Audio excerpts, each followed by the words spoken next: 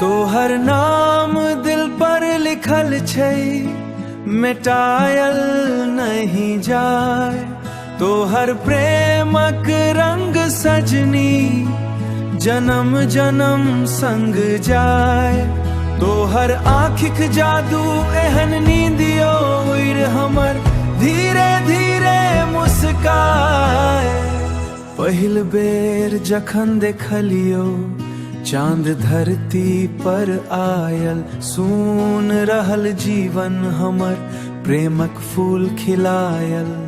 तोहर मीठ बात सुनी सुनी मन पागल भेल जाय। हर धड़कन तोहर नामक गीत प्रेमक गाए। तोहर नाम दिल पर लिखल छै, मिटायल नहीं जाय। तोहर प्रेमक रंग सजनी जन्म जन्म संग जाय।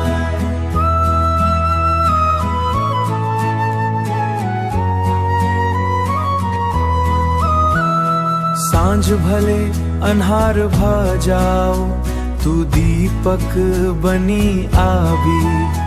टूटल सपना सब छोड़ देब हाथ हमर तू थामी। बरखा बनी तू आयल जीवन में, सुखक बगिया सजाए। तोहर संग बिताओल पल सब सपना में मुस्काए।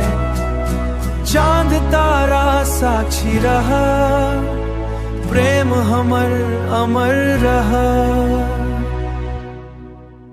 दूर भले दुनिया क देत, दिल सो दिल जुड़ल रहा। तोहर नाम दिल पर लिखल छै, मिटायल नहीं जाय।